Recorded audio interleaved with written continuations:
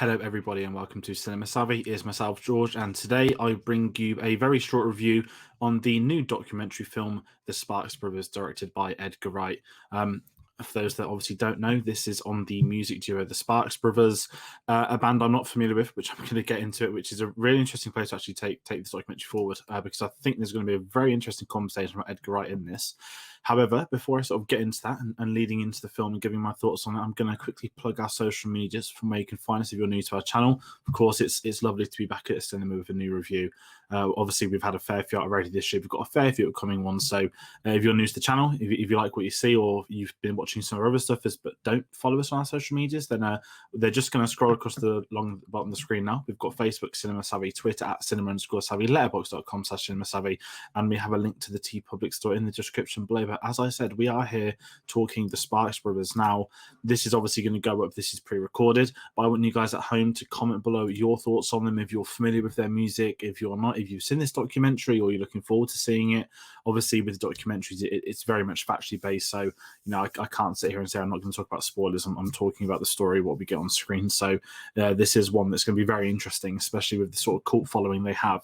So, really interesting to sort of see and find out things about them, which is what you want from a documentary. And I think there's no better way to start talking about this than, of course, going into it, right? So if you're familiar with this channel, I know next to nothing about modern music, older music.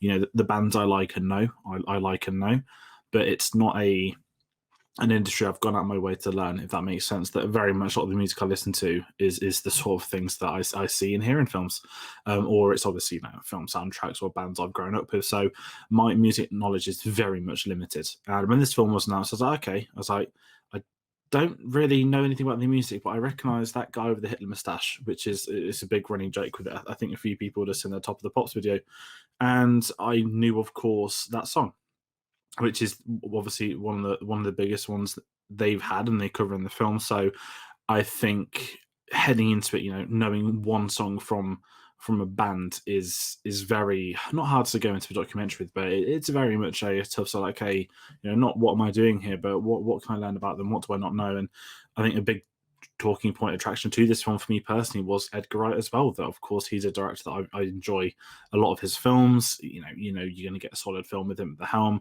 I used to dislike Scott Pilgrim, but I did sort of turn on it over the years and actually do enjoy it quite a bit. And he's someone that he loves the film industry and clearly music as well. And if anyone's seen that Tarantino podcast at the start of the year, he knows his stuff. And for him to sort of dedicate himself, obviously a music duo, is quite interesting to see, okay, how is Edgar Wright gonna do a documentary? I'm curious to see what Edgar Wright's going to do. And I think reading about a lot of stuff online before this came out, of course it's out of cinemas now in the UK, but when this premiered at Sundance, a lot of the talk was, okay, you're Sparks fans and you're in, or you're Edgar Wright fans that might not know the music, but you want to go for Edgar Wright. And I think it's been a very fascinating pull as far as directing is concerned. That it's not that I don't watch a lot of documentaries, but when you are so unfamiliar with the subject matter, it's really fascinating to go in to watch them. And maybe I should watch more because I absolutely loved what I saw today. But going into this, I was not nervous but curious, and sort of very going in those thoughts. I absolutely loved it. I think this was a very good documentary. Again,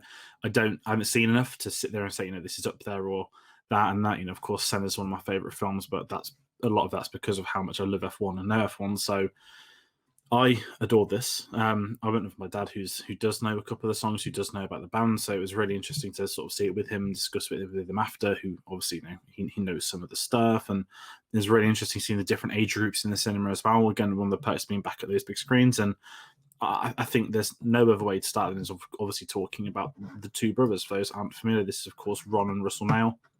And they were part of a band, and they eventually obviously became the Sparks, not the brothers, just Sparks, which is a big thing. Which is why I love it's called the Sparks Brothers documentary, because it's like a sort of pun on itself. And I think I've gone into that documentary not knowing anything about anyone, and I've come out of this with this incredible respect for them. And it's so easy to watch documentary and be like, of course it's gonna make out these people to be good or to be bad or anything like that, but the core of this that I've took at the helm of it is that this is a film where the documentary is exploring not their journey, but it's their sort of, not their impact on the industry, but their respect as artists. I know that sounds a really stupid thing to say, but one of the core messages of this film is that, you know, the decisions they made across their art, you know, they didn't want to sell out and do the same things on loop and loop. They would change things and evolve their music, but they stayed consistent to their artistic beliefs. And I think that was a really compelling thing to learn, that, you know, so many music documentaries would and could be about this person was great. And we all know the story. We're just going to tell you the story, you know, but we're going to flash it up and be a little bit edgy here and there. But this one felt like you could go in not knowing anything about them, and you can come out saying, like, I feel like I know a lot of their story, and it still feels very shielded because they're two very enigmatic characters. I think you can put that lightly, the Mael brothers. And you know, you see them in these interviews in this documentary, and it's not your typical documentary that, of course, you know, they shoot it in black and white, which I think is a really good sort of artistic style. I'll get into that shortly when I speak about the Edgar Wright stuff. But the majority of this documentary is formed off people not just in the music industry, but, you know, other industries. You got Mike Myers and Austin Powers talking about, you know, the impact on them and when he first heard of them, and you've got people in the film industry, people in the music industry. And it's really fascinating seeing these sort of multiple opinions about these guys coming together. And I think that's what really helped sell it for me, was that it's not, you must know music to know this and to appreciate this. I think anybody could have gone into this film with a very limited knowledge or mindset and come out on the other end, which is absolute credit to Edgar Wright for his direction and for how the brothers sort of allowed him to do that. It felt very much like watching an Edgar Wright film if I started to get into it. And, you know, his name is on the title as well. Yes, it's the Sparks brothers, but underneath it does say an Edgar Wright film. And I feel that this is as much an Edgar Wright film as it is the Sparks brothers, that the style they have. So I mentioned it's in black and white. All the footage of anyone is black and white when they're sat on the stage doing the interviews. And what's really fascinating is that when you then obviously get the old footage or the newer footage across the decades and decades we've had, it makes for a really fascinating sort of visual experience, that the black and white is so set in stone that you're you know, we're contemporary, we're here in 2020, 2021, sorry, and you can see that it's current. But when the music evolves, the art evolves, the video, you know, you go from 4:3 aspect ratios to 1080p and whatnot. When you're seeing the evolution across the decades, it's really interesting to come back to the brothers, to the interviews, the way they are. And, you know, black and white is something that can be overused, and there's been a bit of a trend in the last few years of films throwing in a filter. You know, we're just going to re-release this in black and white because it's what they intended and all that kind of jazz. And this is one where I felt like it was a conscious decision from the get-go, and it worked. And I think it helped with the characters, that they feel, say, enigmatic because they're doing that. And it's what you'd expect from an Edgar Wright film. It is funny. It's not like a comedy for obvious reasons, but, you know, some of the names will pop up. So Duran Duran, you've got two of the people from Duran Duran, Annette. And then, you know, normally it'd be like, you know, I don't know, lead singer of this band, or age was in this band this year. It was just Duran one side, Duran the other. And it's a little inside joke. And you get a lot of things like that. You know, you've got, oh God, I always forget his name, Jason Schwartzman, where it comes up with Talia Shire's son, which is really funny because, of course, talking about Talia Shire film after. So there's some really interesting sort of visual styles that go in hand with it. And if you've seen trailers, you'll know that obviously there's sort of animation involved, stop motion animation, which looks absolutely incredible, which has had me wanting to come out and say that I'd love to see Edgar Wright do an animated film. I know he was involved in Tintin, but I'd love to see like an old school, you know, animated film. I always forget the style of it. Animation's not my strong point, but he could easily do stop motion. And that's what I found really kick, was that you've got these two enigmatic characters that, you know, nothing wrong with saying they're weird, because it's a character trope, is what they speak about so much in the film. That, you know, who were these weird guys on TV? Who's the guy in the Hitler mustache? Who's the guy with the Charlie Chaplin mustache? All that kind of stuff, and how they act on camera is great. And you feel like with Edgar Wright's style on top of it, it sort of enhances their story, that it's not a very plain, we're just going to say things, mumble, switch the camera to some old footage. It felt like there was a visual idea that started strong and ended strong. And I think that's a mighty reason why this documentary works, because you've got a fantastic director who, I'm not saying anyone's above documentaries, but Edgar Wright, as we know, he's got Last Night in Soho coming out. He's done so many of the films.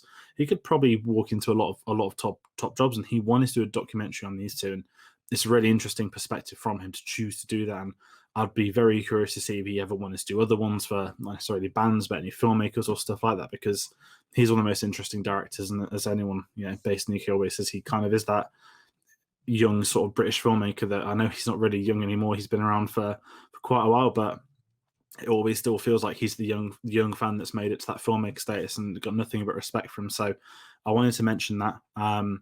as I said, it's hard to sort of critique documentaries. I don't have any faults of it, being absolutely honest. I had such a good time with this. And one other thing which has got me excited, of course, is that obviously the Sparks have wrote songs for Annette. This is a film they've been wanting to work on, and we know that it's premiered in Cannes, and it's going to be out here on September the 3rd, obviously August 20th on Amazon in America. So we're going to get some more Sparks stuff on the channel, which is pretty cool, something I'm excited to cover. And very curious to see how the filmmaking works. That I won't give anything too far away, but there were opportunities in the past where they could have been involved in films, and for whatever reasons they never came to be, which is quite sad when you watch the film. So what I would say as a sort of final thought, a recommendation, that do watch this film. This is one worth watching. I believe it's on PVOD in America, so you can pick it up on demand already. Obviously, UK cinemas are going to get it this week. I would implore you to go and see this film. I don't know if I'm going to say it's cinema worthy. It's definitely incredible to see it at cinema, and there were clearly fans there. People were tapping their legs at certain songs, but obviously, it's getting to summer blockbuster season. So if you want something different, definitely pop onto the cinema to see this there.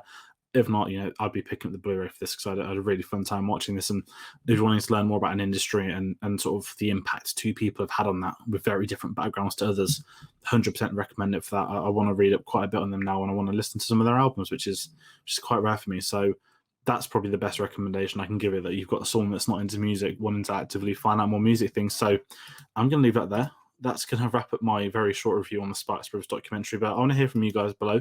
Comment, below. I'll reply to your messages, what your thoughts are on the film, if you enjoyed it, if you didn't, if you're fans of the music again, or also if you're looking forward to Annette. Comment your thoughts on that, because that's going to be a very interesting film when it does come out. From what I've seen, it's been pretty interesting reading people's reactions to it. Some very weird stuff, which is, if you've seen this documentary, it's going to be a weird film if they're involved. So that's left me even more excited to cover that one. So do hit that like button, comment, share, subscribe. Of course, we've got a lot of other things coming up on the channel. This Tuesday, the 3rd of August, the Bond retrospective continues. Me, Chris, are joined by Spy Hard, so we'll be covering License to Kill, the second of the 2 Timothy Dalton films. I'm very much looking forward to seeing that one. It's going to be an incredible discussion. And if you're sick and fed up of Bond retrospectives, which is the wrong answer, we've of course got a couple of new releases on the way. Our Suicide Squad review is going to be up this Sunday, the 1st of August. We'll be seeing that tomorrow night. Expect the review up on Sunday night. We'll be live doing that, and that'll be me, Chris, and Tate. And we will have a Jungle Cruise review up at some point next week. So we'll let you know dates a little bit nearer the time. But it's lovely to say we've got some films coming back out of the cinema. I said a documentary tonight, action films tomorrow, adventure next week, and Bond and the rest. So do follow us if you do like this stuff. Our social medias are scrolling on the bottom of the screen again. Facebook, Cinema Savvy, Twitter at Cinema_Savvy, Letterboxd.com/Cinema Savvy.